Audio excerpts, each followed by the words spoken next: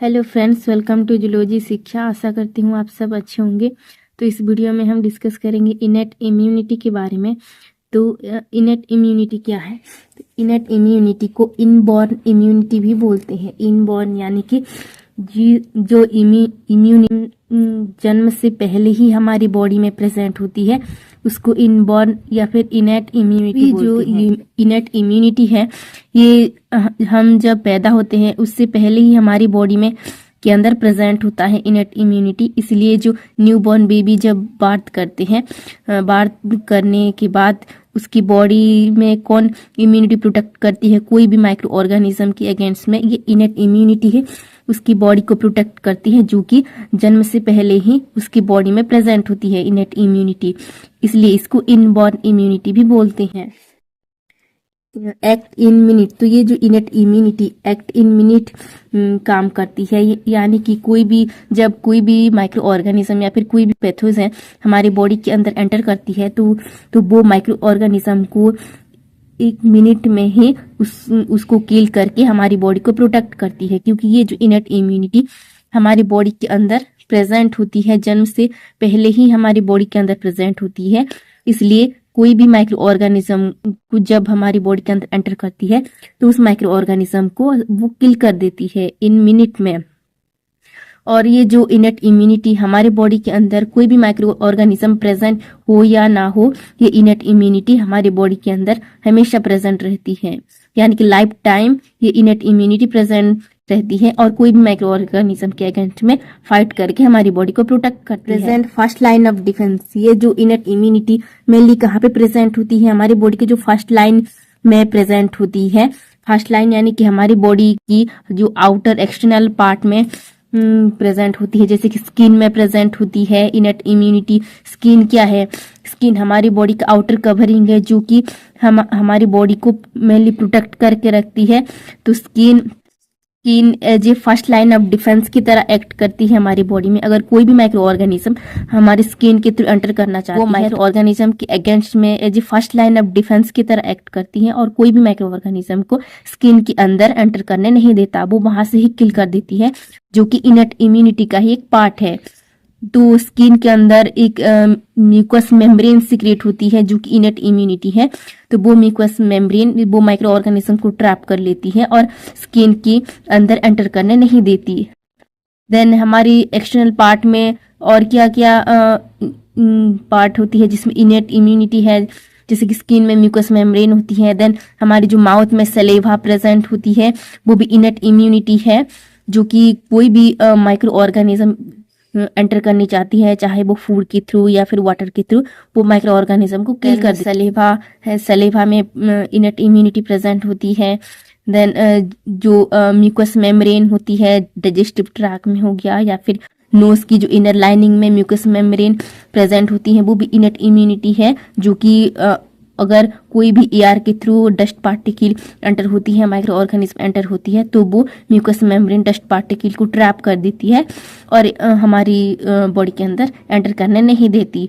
Then जो vaginal secretion होती है फीमेल रिप्रोडक्टिव ट्रैक में, वहाँ पे भी इनेट इम्यूनिटी प्रेजेंट होती है, जो कि कोई भी माइक्रो ऑर्गेनिज्म को रिप्रोडक्टिव ट्रैक के अंदर एंटर करने नहीं देता।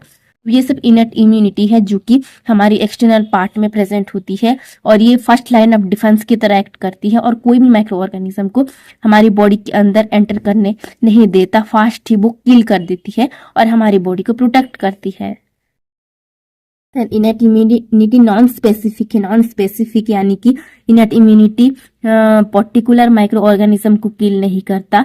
ये हमारी सराउंडिंग में जितने भी माइक्रो ऑर्गेनिज्म प्रेजेंट होते हैं, चाहे वो वायरस हो, बैक्टीरिया हो, या फिर अदर कुछ माइक्रो ऑर्गेनिज्म, तो ये सारे माइक्रो ऑर्गेनिज्म को, सारे पैथोजन को सेम तरीके से किल करके हमारी बॉडी को प्रोटेक्ट करती है। जैसे ये एक ह्यूमन है, तो इसके बॉडी में बैक्टीरिया भी, सपोज इसके बॉडी में बैक्टीरिया भी एंटर होती है और वायरस भी एंटर होती है, तो ये जो इनेट इम्यूनिटी क्या करेगी, वो बैक्टीरिया को भी ये सेम तरीके से किल करेगी और वायरस को भी सेम तरीके से किल करेगी, जिस तरीके से बैक्टीरिया को किल किया था। यानी कि ये जो इनेट इम्यूनिटी बैक्टीरिया को भी एक ही तरीके से किल करेगी और वायरस को भी एक ही तरीके से किल करेगी। यानी कि जो जितने भी वायरस हो, बैक्टीरिया हो या फिर अदर कुछ माइक्रो ऑर्गेनिज्म हो, वो ये इनएट इम्यूनिटी सारे पैथोजन को सेम तरीके से किल करके हमारे बॉडी को प्रोटेक्ट करती है।